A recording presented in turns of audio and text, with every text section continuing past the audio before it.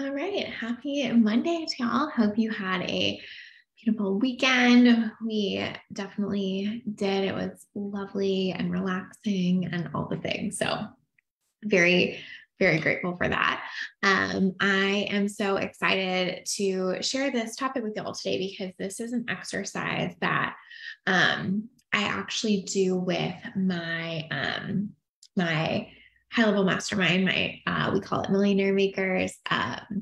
All of the clients that are in that have been working with me for more than a year and are making over six figures. And so we kind of have like a hybrid mastermind one-on-one model.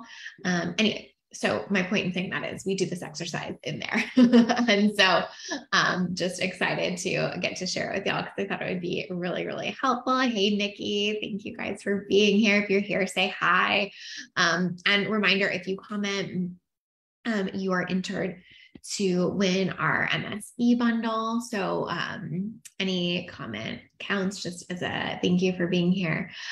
You will get access to that. We'll pick one winner. So make sure you say hi. Oh, hey, Morgana. Hey, Sabs. Oh, look at you joining us today. You couldn't get enough of me today, huh? Sabs and I met this morning, which I feel like some of you probably already know this because you might have seen our live with Lindsay, but she is going to be our season 7 coachee on Literally, which is so fun. So we had a coach call this morning, but we are also podcast recording. Hey, Sonia. So anyway, we do this exercise with the Millionaire Makers Mastermind because I think it's really, really helpful. And the reason I like this exercise in particular is because hey, Manisha. Oh, you guys are making me so happy. So good to see you. Hey, Marianne. Thank you guys. So the reason why I really like this exercise is because I think it kind of combines a lot of like the woo and practical. And I obviously, in my work, that's what I feel like is really important. That's part of why the framework of the MSC bundle is mindset, strategy, and execution, because I think those going together is so important. And I think what happens in our industry so often is it's so one or the other. It's so like full on woo, like not even on planet Earth reality kind of thing, or so in the strategy that we're like not at all acknowledging the other pieces of what creates results, like energy and mindset and all of those things. So for me, this exercise kind of brings it together, and that's why I'm excited to share it with you. Hey, Michelle, thank you for being here. Oh, thank you, Sonia. Yeah, I'm really excited to share with you guys. Hey, Shantae, it's good to see you. You too, Lisa. Yes, our Millionaire Makers love it. And so I figured, why not do it here? Obviously, it's pretty fun when we all do it together because we kind of do it collaboratively, and that's super fun. But today I'll kind of just walk you through the process, and so you can do your own, but you could also do it with like a group of your business friends too, if it feels better to do it more in collaboration. So it's basically just like what I think that we do with vision boards is we get really clear on outcomes. And that's obviously super, super important. We want to know like, what is the outcome that we want? But I think that sometimes what happens is that those feel really disconnected from our business. So it's like, I have all these images on a vision board that are all of these things. And technically I want my business to give me all of these things, but it just can feel so disconnected. And I think that that's sometimes why it feels a little bit harder for some people to get really into doing mindset work for their business or around their business, because it can just feel like, well, over here, I have like these things I'm trying to visualize and create. And then like over here, I work in my business. And so what I'm trying to do with this exercise is sort of bring them together and make it feel more grounded and tangible, and also make it more connected, where like the visions that you have for your business are creating what you want in terms of like your bigger picture. And so this isn't like have this instead of a vision board, but this is more have this in addition to your personal vision board. Does that make sense? It's like an add-on. Hey, Linz. It's like a great add-on. So having both together makes a lot of sense, but this one's a little more practical and grounded, and ideally is connecting you a little bit more toward what can your business do for you, bring to you, all those kind of things, instead of sort of just like over here I want things, and then over here my business does things. Like ideally, this is sort of the meeting in the middle here. Oh, yay. I'm so glad you love this topic. Just created a mood board for Q4. So we're like, how do I want to feel? What is the kind of vibe I want to lean into? Perfect. Yeah. So this is like, that's perfect. And this is almost just like an add-on to that. So it's like both would be great. This isn't like just have a business vision board and not one for yourself or personally, but both. So I'll kind of just walk you through the process. And then obviously, if you guys have questions along the way, let me know. I'll try to give you some examples and stuff as well. But, you know, just this is different than I'm used to teaching it. Like normally, again, it's way more collaborative. So if you have questions or whatever, feel free to give them to me because obviously that makes it a little bit easier for me. And this is just not how I usually run this. Oh, good. I'm glad it sounds good. Okay. So the thing we do in Millionaire Makers is we have a theme for each month in terms of like what I believe creates $1 million businesses. And we go through that each month, but obviously most of the women that have been in there for 3 years at this point, I think. So we just cycle through these every 6 months and kind of like relook at the same themes. But we're going to use those themes for your vision board. So the themes are team, time, money, scalability, client results / satisfaction. And then the 6th one is thought leadership. So maybe I could just post them so that you guys can grab them. Cool. Okay. So those are kind of like our areas. So we're going to go through them, but like, basically I want you to think about building your vision board with like 6 quadrants on it. Kind of like, say you were going to actually put this on a board in Canva or whatever, like you'd want to almost select one of the templates that had like 6 positions or 6, like, what am I trying to, a template with like 6 things to fill in, because I'd want you to think of a thing for each of these, because I think that's also what can happen sometimes with a vision board, or even thinking about like our business as a whole, is like we tend to zero in on one thing and then we'll like make the vision and it's like, you know, all about whatever, like the money you want to make, or all about, you know, blowing up your thought leadership. But we're kind of leaving out so many of the other things that holistically make your business a success. So what I'm trying to kind of do here is frame it all together. Does that make sense? So it's not like we're just making an entire vision board that's just about like all the money you want to make, but we're leaving out like all the things around it that are going to not only make the money for you, but like help you feel better and making it actually make it a more easeful process, et cetera, right? Hi, Jess. No, you didn't miss much. We're doing a business vision board. Right below your comment is like the 6 things we're going to talk about or focus on. So you are right on time, my love. Okay. So those are the 6 pieces. So you have your board, you have 6 spots. Let's start filling it in. What I think is really important here in terms of like thinking about these is like also thinking about specificity and like grounding into the exact things you want. Like what I find to be true with so many of my clients is it kind of depends. I do think we sometimes manifest a little differently based on personality type, but for the most part in your business, it's easier to hit a target if you're specific. So the way I frame this to my clients is we need to create kind of like a North Star for you. And so this is that. And so when you're thinking about what you want to do for a team, like ideally, this is your North Star. When you're thinking about what you want to do for thought leadership, ideally, this is your North Star. So the more specific we can get on these things, the better, because it's not just like, oh, I just want to feel like I have like great thought leadership. The fuck does that mean? Right? Or I just want to feel like I'm really good at managing my time. Like, what does that mean? But if we can get really specific of like one of my clients, her example would be like, I always want to work 20 hours a week or less. Amazing. Now we have a North Star and a target to shoot for. And we can look at how that relates to all of these other 5 pieces there too. So you have your 5. So let's just like kind of go through those together and really, again, focus on how they can help you get what you want, and also how they can help you feel really good in those particular areas. So it's definitely outcome based, but it's also feeling based, just like any normal vision board, right? I missed with the 6 things are because my kid was begging me for a seed casting vision. God, so funny. Oh, hey, I'm Louise.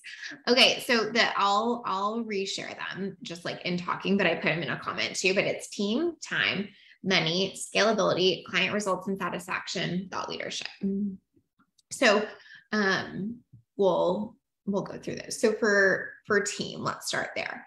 So if you don't have a team yet, it might be like getting your first team member, but get to that level of specificity. Or if you do have a team, it might be a way you want to feel with your team. Like maybe you want it to feel more well-oiled or more supported, or maybe it's time to add on another team member. What I really want to challenge you to do here though, is get specific and not just make it super broad where it's like, I just want to feel good with my team, or not make it 10 specific things. Like I want to hire a new team member and I want to feel this and I want to feel that. Like pick one thing with team that would really, really move the needle forward in your business and would really feel exceptional to you.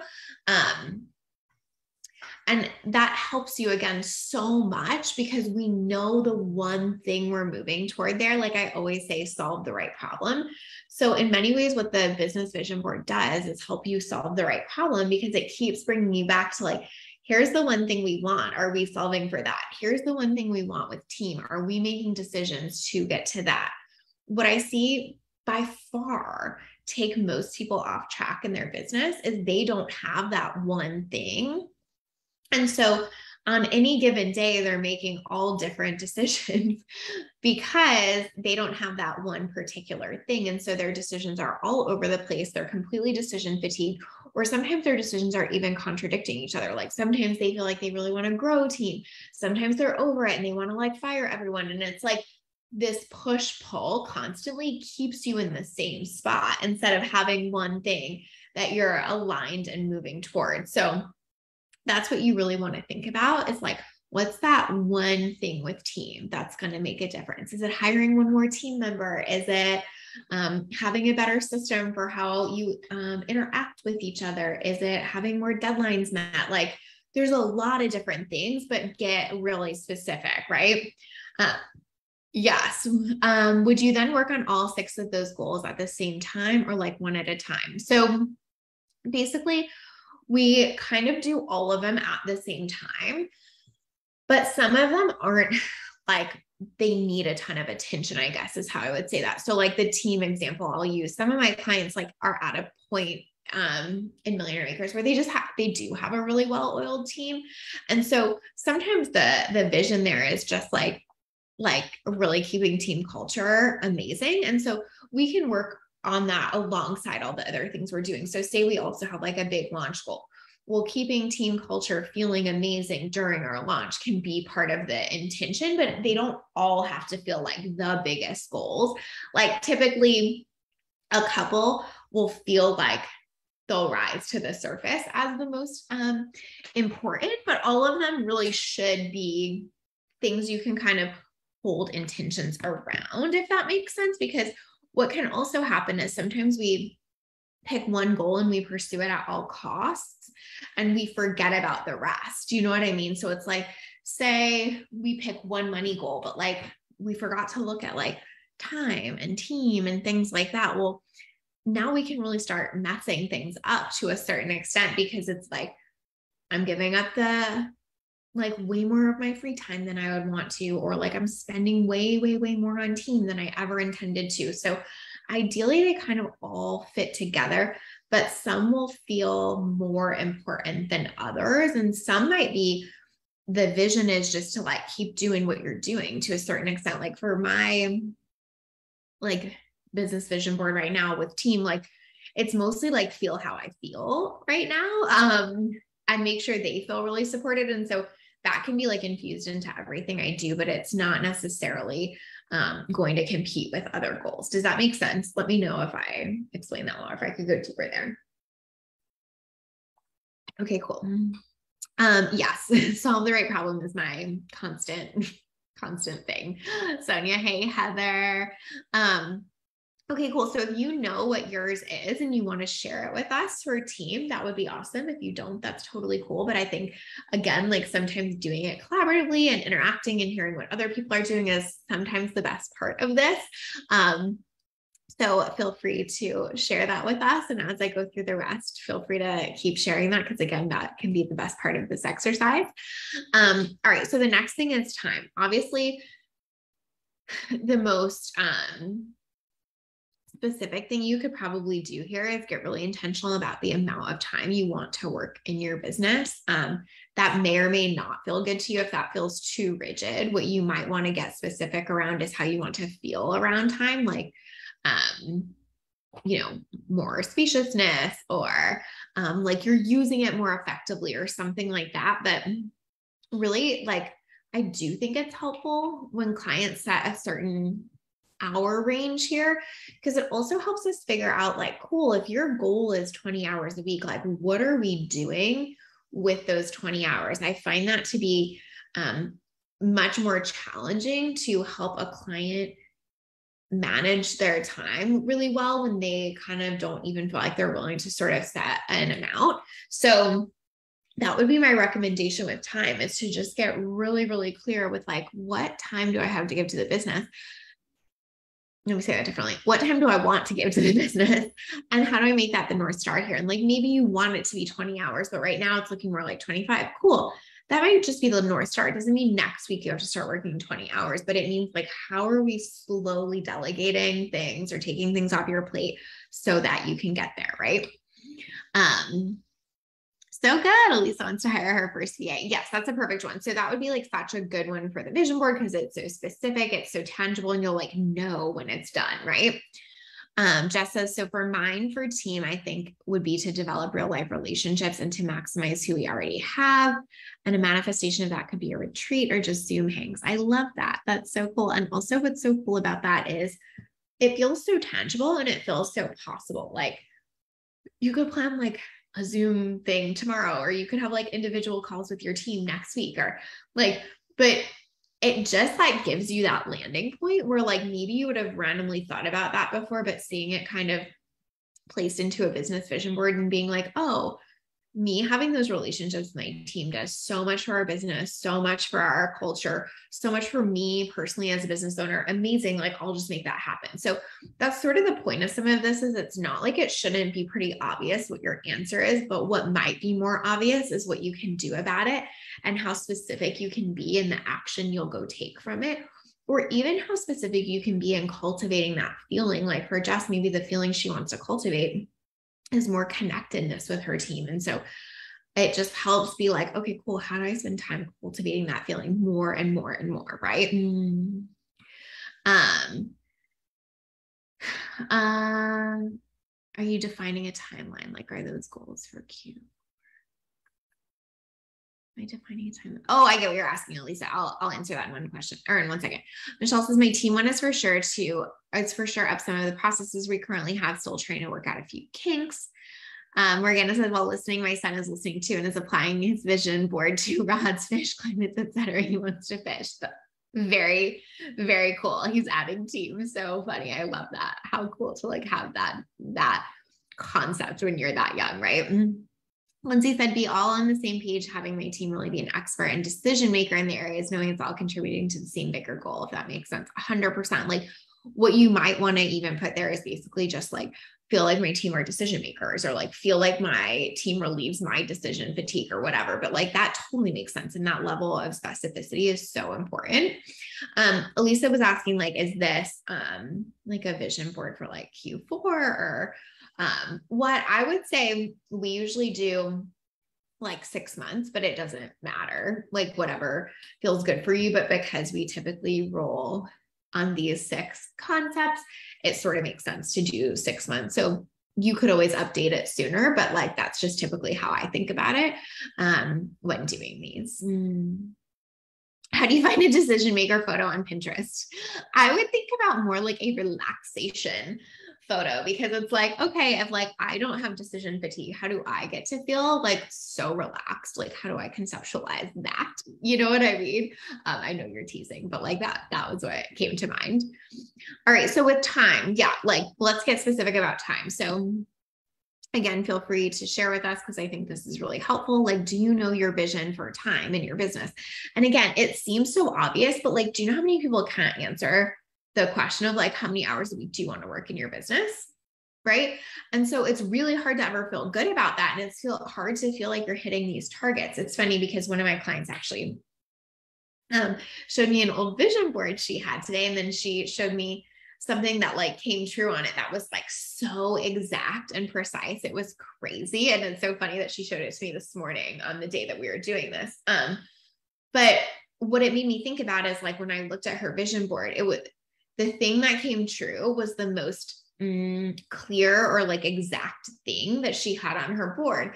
And so I think this is true with business too. It's like, if we want to work a certain number of hours and feel spacious, like we have to get really clear on what that would look like, because if not, it's really hard to hit the target if you don't know where you're aiming. Right. And so we can go on and on kind of feeling like, oh, business just feels off, or like, I wish I just had more spaciousness or whatever.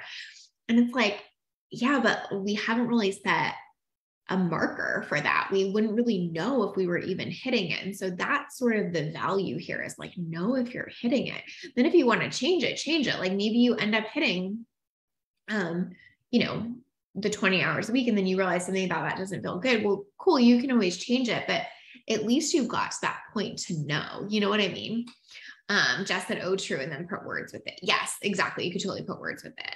Yeah. So Lynn says right now I childcare for 10 hours a week. So like, that's such a good vision board thing, is to be like, accomplish like the major things I need to get done in business in 10 hours a week. Cool. So like, knowing you can shoot for that and like make that the goal is huge, all right. So next one is money.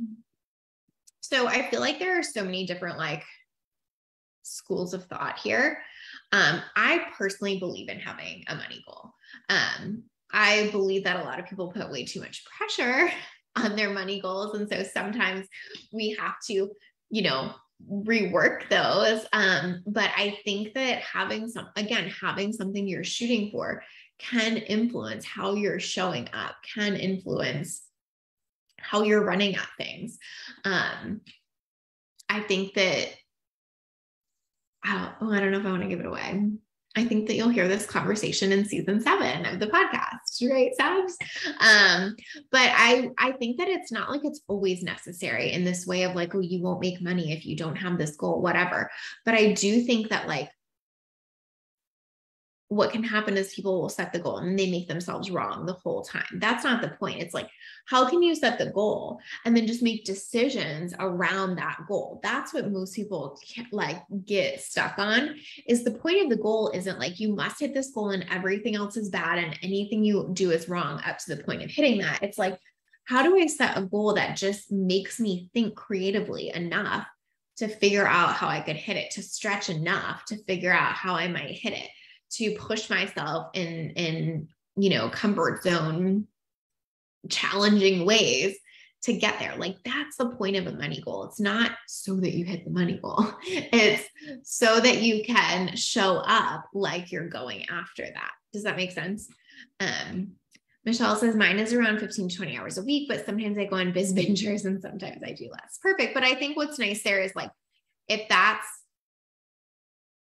like the, kind of like average that you're shooting for, again, it just helps you find that North Star. So it's like, if you notice that you've had a few weeks of biz bingers, then you might have a few weeks where you give yourself permission to take it easy, but you still like can know you're kind of getting in that middle ground and hitting that goal that you want to achieve. Right. Jess said, love a good money goal, but hate how I make myself feel bad. Exactly. That's exactly what I was just saying. Right. So if you're like, I feel terrible with a money goal, totally fine. You might just want the money section to be how you feel about money. Like, make it super like light in a sense, where it's just like, okay, cool. I'm just working on my feelings around money. It doesn't even have to be around a specific goal. But I think having that goal and practicing not making yourself wrong for it is also sometimes like the best vision you can have. So like that might even be your money vision, is like being able to both hold a money goal and not beat myself up about it. Cool. That's my vision. That's my business, money vision right now, is just to be able to hold those two things. Right.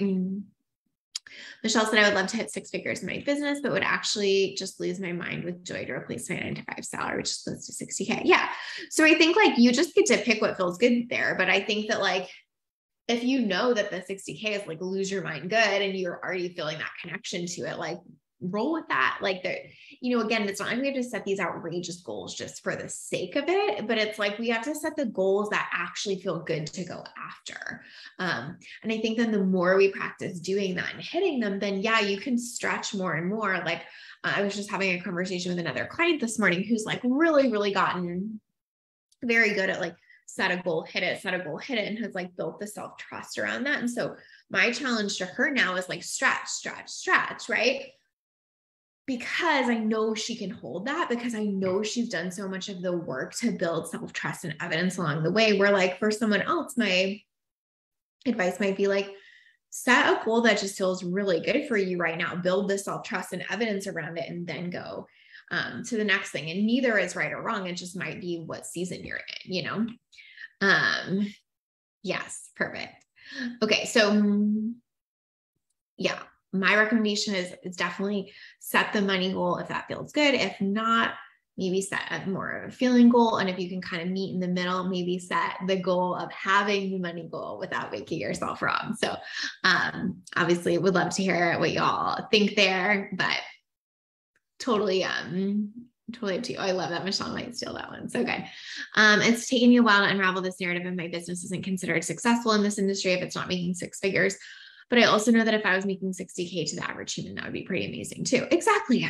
I mean, you know how I feel about this. I just did a whole rant on this, I think last week, but like the numbers in our industry have just gotten so outrageous that it's like anyone that's not basically like making $1 million in a year is like somehow fucking up. And that is just not true. Number one, it's not how the market works. Number two, and number three, it's just like, doesn't have to be our goal. Like there's nothing wrong with that. Like Michelle, you're a great example. You're in a season with like 2 very small children and you're someone who likes a lot of spaciousness and travel and different things like that. So like, that doesn't have to be a thing. It gets to be whatever you want it to be. But again, that's why like having a business vision board is so helpful, because it keeps us on track for our stuff versus kind of like accidentally getting spun out in the industry narrative. And then like, months and months later, you're like, wait, did I even want that to begin with? And that's what mind fucks us so much sometimes. Like I've so seen that with people where it's like, they get so spun out trying to create a goal that they think is supposed to be their goal, but they never stop to check in, for that. And so I think that this is just sort of that, that place to do that self-check-in, right? Yeah. Hey, Shari, good to see you. Erica says I have 0 interest in making 1 million a year. Yeah, totally. And I think like, that's so fun. Like that does not have to be everyone's goal, nor does it make sense for it to be everyone's goal. Like just totally agree with you on that. And again, I think that this is why something like this is so helpful, because it's like, it almost keeps your eyes on your own paper. You know what I mean? Like, that's what it reminds me of. It's like eyes on your own paper. Like this is what you're going for. The rest I can tune out. This is my North Star, right? Oh, I love that. You guys can do this on your call next Friday. Oh my gosh. The fact that y'all still meet just, my little heart is just so, so happy. I love it so much. Okay. So next one is scalability. I think I said this last week. I can't remember if I did. I'm pretty sure I did, but I said that I'm having a challenging relationship with the word scale right now. I go through this personally. I used to have a very challenging relationship with the word alignment, but we've come around. Currently my challenging relationship is with the word scale, because I think it is so, misconstrued in our space. And I think that it's this idea that like, if you're not building a scalable business, you're getting it all wrong. And I don't think that's true. So I just want to say, like, the reason I say scalability here is for a couple of reasons. One, because every client that's in Millionaire Makers is shooting for growing their business to that level. And so obviously that's a relevant conversation there. But two, because I think that we want to think about like, what are our thoughts around scalability, and what is our version of that, right? Without it having to be like pedestaling scalability and making like that the only thing that matters in our business. Do you know what I mean? I think that that's where I feel like our industry has gotten out of control, where it's like, this is going to sound mean, but hear me out.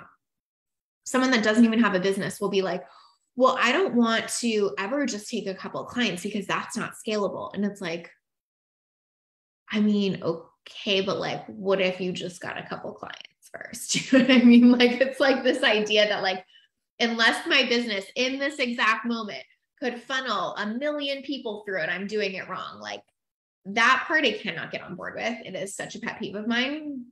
But again, we have to have these conversations around scalability too, because if that is your goal and you actually are building a business toward that, and you're at a certain point in your business, it really makes sense to think about that. So obviously, like, take that for what it's worth. Shari said, yes, it's okay to not be in a season of growth. Growing is not always the goal. Sometimes sustaining great results is epic too. Yeah. Or sometimes like growing to a certain point is the goal, but not having it be like this unlimited factory kind of thing that we're like, my business is only good if I know I could throw an unlimited amount of people through it kind of thing. You know what I mean? Like, maybe you just want to like make 250K or what, like, it doesn't matter, but it's like, do you know what I'm saying? I just think it gets so outrageous. But, so thinking about what is your goal related to scalability, like, you know, you can like make more money by just raising prices sometimes, or adding an extra spot, or, you know, any of those things. And so just thinking about like, what might that goal be for you? And don't take that to mean you have to go rework your whole business model to figure out how to, you know, make it so that like an unlimited amount of people can go through it. But you might want to figure out, what does that look like for you right now in terms of what you feel about scaling, how you want to scale, what your next endeavor toward that might be. Again, like, this usually looks like many steps and iterations in the process. It doesn't usually look like I pick one thing, I build it once, and it's completely scalable and that's it. I've literally never seen a client do it that way. So just a reminder there too. Hi, Mira. You know, and permission there as well. So cool. All right. If you guys want to share your scalability examples, I would love to hear them again. I think this is really, really helpful for people to hear what others are saying or doing there. All right. Next one is client results and satisfaction. This is a huge one. I really firmly believe that this should be one of the pillars of having a successful business. I think that unfortunately this conversation doesn't happen as much as it needs to in our space, but like, when I say like, I believe these are the 6 things that create $1 million business, I really do. And like, client results and satisfaction have to be part of that. I think that you can build a business for a certain amount of time without that, but I think that it's definitely not long-term sustainable. So making this like a really important part of your thought process, but also remember, client results don't just have to look like every single client that works with you gets these insane results and it always looks the same and it's always this one outcome. Like, sometimes there are tangible results and sometimes there are non-tangible results, and like both are okay and great. And like, there's nothing wrong with that. But what I think happens sometimes is that we get so caught up in our own marketing that we forget to make client results a part of our focus. And so this is just like calling us to that middle ground of like, how can we give a great experience? How can we create satisfaction, right? How can we feel like we're delivering really, really beautifully on the exchange that we are kind of engaged in? And again, that doesn't always mean your clients are going to like make gobs of money or, you know, never have a challenge again. But overall, like, if your people are satisfied with you, They're going to come back. They're going to continue working with you. They're going to sing your praises. They're going to do all of these things that create a ton of sustainability in your business. And so it's pretty relevant here. Yes, Michelle says, love my client results, those intangible results. So exactly. And sometimes the intangible results are just as, if not more important. And again, it's just giving yourself permission to go there and to look at that. And so client satisfaction might just be like as simple as, I always respond to my clients within a certain time frame, or it might be something like, I'd love to send client gifts, or it might be something like, I'd love to do check-ins more. Like one example of something someone put on their business vision board when we did this is they wanted to just track client results better. Like they knew their clients were getting really amazing results, but they just weren't doing a great job of like capturing those and tracking them and even asking about them in a really, obviously there's like conversation about them, but they just weren't like asking about them in a really specific way. And so one of the things that she had on her business vision board for that was just like the capturing of client results. So there's a lot of things that could be here, but like the foundational point is that something getting attention in your business? Is that something that you have a really clear goal with? Because if you do, like that ripple effect into your business in terms of what client results and satisfaction does for you is huge. Michelle says, my clients are not making gobs of money. In fact, they're getting comfortable spending shit tons of it. Right. And that is just as good of a goal to a certain extent. Like there's no better or worse here. I think that it's just one of those things where just like the money goal, sometimes when we say things like client results, people's brains go to like, I'm fucking up, I'm doing it wrong. Every one of my clients should be a millionaire. And if they're not, like, whatever, I'm bad. And like, that's really not the point here. And so just like making sure that we keep coming back to that.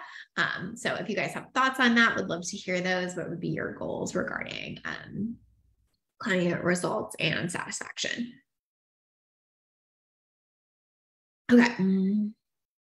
What is our last one? Thought leadership. So I call it thought leadership because for a few reasons, like most of the clients that I'm doing this exercise with, they're very visible. Like that's not really a thing for them at that point. But it's more about how are we honing like you actually being a thought leader in what you're doing and like really having a clear message, taking up space, being seen as the go-to expert in something, and like really making that super, super tangible. So some of their things here might be like, get more speaking engagements, or it might be, go on more podcasts to speak about a certain topic, or it might be like really refine the type of topics you're talking about. Let me see. Need hop off soon to something I'm often struggling with when it comes to those goals is that I see them and then I tend to forget them. Any thoughts there? Honestly, that's why I think that's a great question, Lisa. And that's why I believe in the business vision board, is because it's just fucking easy to forget, right? And so if you can do this and print it off and just look at it a lot, it just keeps you connected to it. And I think that almost sounds so cheesy and cliche to our brains. We're like, oh yeah, I'll just look at it. But like, actually, yeah, I'll just look at it. Like for me, what I see in clients is that makes all the difference sometimes, is that it's just cultivating that connection to it and not making it wrong. If you have to like effort that connection, I guess is what I would say. But like, if you can have something tangible to look at that, like in 5 seconds, really each day reminds you like, hey, this is what we're working toward. It's amazing. Or like when you're going to make a decision in your business, being able to just peek at that and be like, does this align with that? Cool. And where I think we sometimes get tripped up there is feeling like, I shouldn't need this to remind myself of that. And I think it's the total opposite. Like I absolutely pretty much require things like this to remind my brain of that. So that's not wrong at all. That's actually helpful. And that's like exactly why we do these things. This one feels harder to make a goal around. I'd like to think more client chats which is my version of client testimonials. Yeah. Or maybe it's like asking for more of those after the chats or something, right?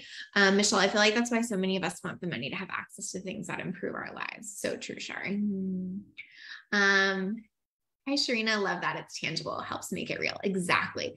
That's why I'm such a fan of things like this. And it's even why vision boards work to a certain extent, because it just keeps the connection there, right? It's not like it, like, I mean, it's funny to say, but it's like, it's not like vision boards work because like the universe loves when you use Canva or like cut out pictures or something, right? It's because it keeps the energy and the connection and the focus there to a certain extent, and it feels really intentional. And so ideally, this is all that does for you. Good. So glad that was helpful. Okay. So thought leadership. So really thinking about like how it's not just get visible, but it's like, how are you like really being the thought leader in your space? How are you taking up space and energy and ownership around that? Because that's really what really grows a business too, is like, it's not just having some stuff to say, it's like really owning what you're a thought leader in. I think that almost every business that you look at in our space that's like really very successful has done that in some way or another quite well.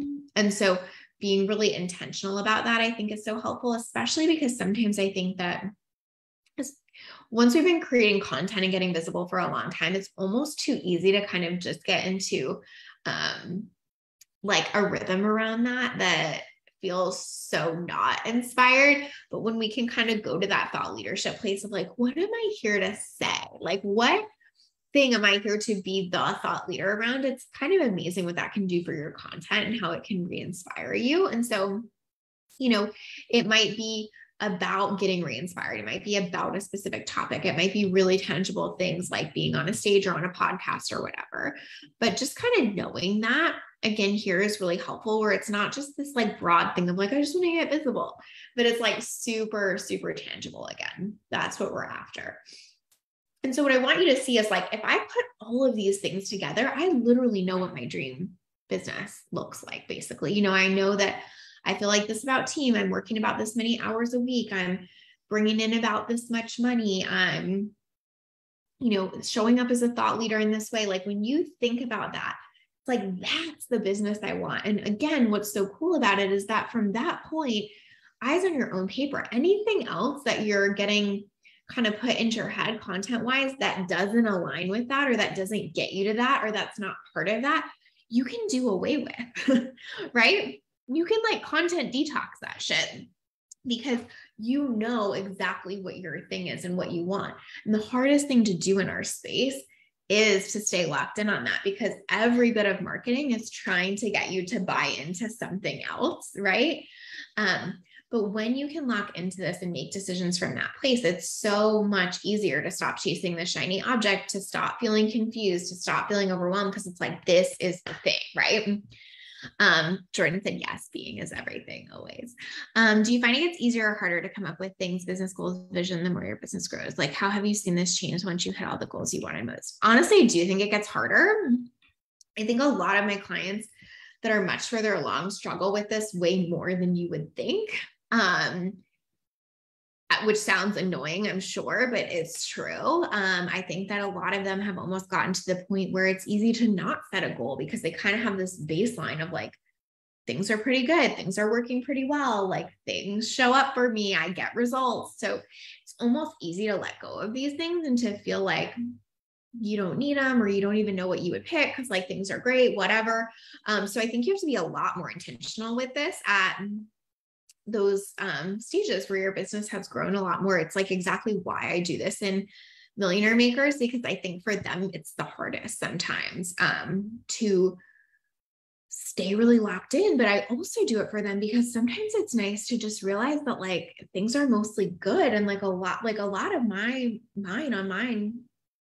things on my business vision board are like kind of like keep feeling the way I feel, which like can seem like, okay, then why do it? But because the reason I still do it is because I want to keep feeling that way. So I want to keep staying connected to goals that make me do that. Does that make sense? Because what's easiest sometimes is to work really, really hard, like mindset and tangibly, to get to this certain space. And once you get there, to stop doing everything that got you there or that made it feel good.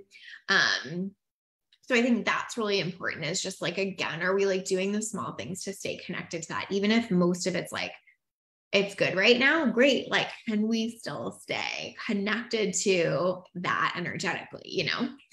Sharina said, I know what I want, but owning it is the thing I'm taking from this combo. Yes. Owning it, declaring it, deciding on it, having it be a freaking visual in front of your face every day. Like, that's the magic, right?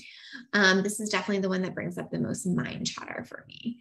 Michelle, when you said the one, do you mean the thought leadership, or do you mean something else that we're talking about? Sorry, I don't know when that came through. Good. No problem, Sharon. I'm glad that's helpful. So yeah, I think it does get harder, but also why staying connected to it is more and more important. Like, that's something I really have to work at now. I've been working in this business for 7 years. And so sometimes the easiest thing in the world to do is just to go into like a little bit of autopilot. And this helps me step out of that as much as possible, right? Or as much as I want to, I guess I could say. But, you know, sometimes when you're newer at it, you're so hungry for it. You know what I mean? That you're like, yes, I want this, I want this, I want this. And it feels like such a presence in your everyday life. And I think that sometimes when you've just been doing it for a really long time, it can dissipate a little bit. So, this personally helps me a ton too. So, all right, I'm going to go through those one more time. I know I put in a comment earlier, but of course it's disappeared more since then. But the things I want you to put on your business vision board: team, time, money, scalability, client results and satisfaction, thought leadership. So, you know, 6 squares dedicated to each of those, and then really fully seeing like, this is the business I'm building. This is what it all looks like together. Because again, I think that sometimes it's too easy to focus on like one quadrant of that and then realize that all the others don't look how you want them to. So seeing it holistically is like, this is the thing, and I want all of these pieces to fit together. It's really helpful. It's also really helpful for you in terms of, one, getting support and making sure the support is helping you create that. And 2, making sure the support you're buying into is going to support that, you know? So like, if, for example, like you only want to work 15 hours a week, but you're buying a program where you would have to work a lot more than that to make it work. Cool. You know, it's not aligned. Like, that's a no for you. So just a reminder that like, this does a lot of things for you in that way too, in terms of like how you're getting support and what that feels like. So hope this was fun and helpful. The thought leadership one. Okay, good. Well, we'll have to talk about that. Jordan said, I have my vision board as the background of my computer, and I've accidentally shared my screen with team and clients, literally recorded a Loom video for a team member and recorded my desktop. So funny. I love that. Shari said, I hate excavating what my thought leadership is. I'm too close to it. I almost always need folks to help me reflect because it feels basic to my own mind. So maybe you have a version of that at play. So maybe you have a version of that at play. Oh, or I think you're maybe saying that to Michelle. Is that true, Shari? If not, tell me. I don't want to misunderstand that, but I think maybe that's what you're saying. It's an interesting way of thinking about the practicality of that vision. Yes, exactly, Erica. Cool. So, all right. I hope this was helpful. Reminder, if you commented today, you're entered to win the MSC bundle as a thank you for being here. Hope you guys do this. I would love to know if you did, like, reach out to me, send me a message. I would love to celebrate you, comment on this thread. Let me know how it feels for you. But ideally, again, this is just in addition to like the vision board you have for like your life and all the things you want to create. This is just a way for you to kind of like see how your business can help you tangibly bring that to life. Like, you know, say on your life when you have like lots of vacation or trips or whatever, great. Does what you're setting up with your business and time and team align with that? Like, it's just to help you connect to it more and to feel really, really, really clear on how this all fits together and to feel really, really clear on how you're making decisions. So I hope it helps you. I hope it serves you. I hope you guys have a beautiful rest of your week. I will be back next week and have something fun to share then. So I'll talk to you soon. Bye, guys.